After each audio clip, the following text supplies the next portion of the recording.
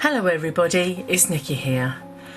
I've not made any videos for a few weeks or even written on my blog. It's not that I've not been interested, just work takes over everything, doesn't it? And then I lose inspiration and confidence, etc, etc. So what I'm going to do today, I've actually made, it's not completed but it's almost there. You may gather that I love Sizzix and I love creating things as opposed to just card making. I love card making, but I've done it for a long time. So today I wanted to use my Eileen Hull Folio die, which to be honest, I've had it since it was launched and only got it out last week. I didn't realise how lovely it was actually, so I wish I'd got it out before now. So this is my practice. I've made dies, I've made journals and things with the other Eileen Hull dies, but I tended to stick paper on. But this time I've got inks and paints and stencils galore, so I thought what I would do is I would use some stamps and other bits and pieces. And as you can see, basically what it is, you have to cut two of the dies in order to get the size. I'll show you what because I've already cut it. So this is what you start off with. Obviously you get one of those obviously, and then you just have to cut it twice. And for this I use this. I've got 4 sheets left, that's why I wrote that. I've got this is a Sizzix mat board, which is made for this. It's made for these sort of things, using their big dies. I'm assuming you can use them for other things, but they're fantastic for this because they're the right depth, right thickness. Now this one I used a Lou Collins rubber stamp. Didn't really work out how I wanted it, so I had to change it up a little bit. But as you can see, when you open this, I've got a waterfall die in there which I can flip. And I'm going to do this. This is not unique. Other people have done this, and you put little tags in, and then whatever you want to do really, depending on what your theme is. You're not obligated to put this in by any means. That's the owl. I thought the owl, the Lou Collins set, was absolutely beautiful. She's got some really beautiful stamps, but they're quite unique. There's a set of dies that produce this. Journaling pages, and literally they're just 2 journaling pages stuck together, and you've got I've made slots in the top so you can put things in, and then there's a couple of other things I'm going to do. That's a pocket. That's also one of Eileen's dies, and it came out at the same time as this folio die. And excuse me.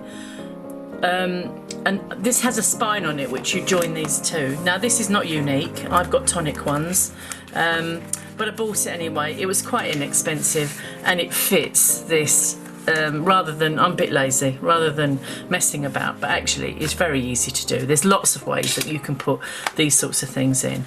I haven't finished because the dies also have other bits and pieces to them as well, but you know, this is just to give you an idea of what I decided to do. I wanted to use my inks, as I said, and various things. And I was watching one of the programs on television, one of the Selly Tellies, and somebody was talking about this. It's really funny. They was talking about, what do they call it? They called it foil relief paste.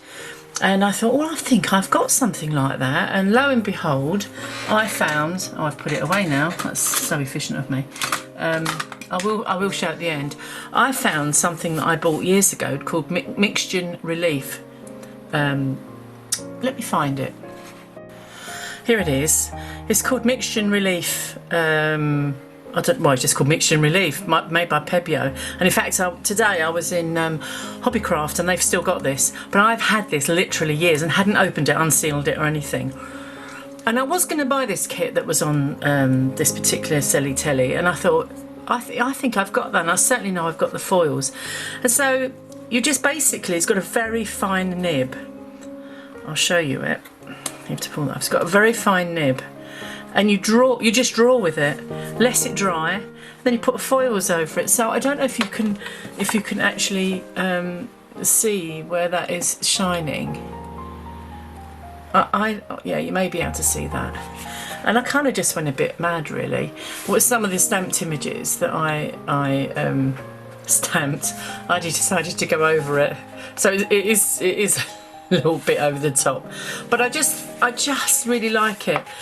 I have made journals. I'm not anymore. I used to be a person that used to do a diary every day, but I haven't done that for years. But I have made journals. I've made them as gifts for people, and I always end up using black card, and I think that's why my husband really liked this, because it's bright and it's cheery.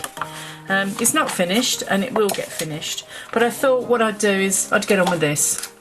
Now I'm trying not to make my videos so long, so I will be whizzing through lots. I'm aware that 50 minutes etc is far too long, and I'm going to try and, if possible, keep my videos down to half an hour. That's going to be a bit of a struggle for me. I'm also going to use, and I need to incorporate, these rice papers. This comes from That's Crafty, and again, it was the same channel, it was the same actual program where I saw this, that I bought these rice papers from, and I can show you. These are the rice papers, absolutely beautiful. But I thought what I would do is just pull some out and use them on here somehow. So because this bit wraps inside, I think I'll make the focal on the front and the back of the big ones, and then on the smaller ones, that's the front and the back, and then use the smaller ones. Now, I am so new to this, I can't tell you. So it may end up looking like a dog's dinner, and it may not. Who knows?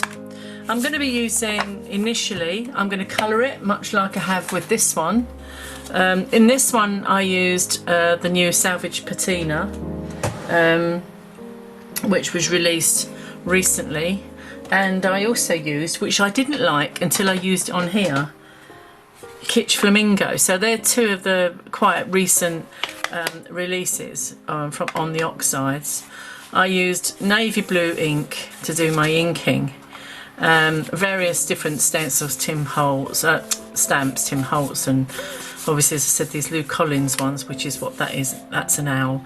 And then these were stencils, and that is picked raspberry, that pink. So very minimal on how many colours I've used.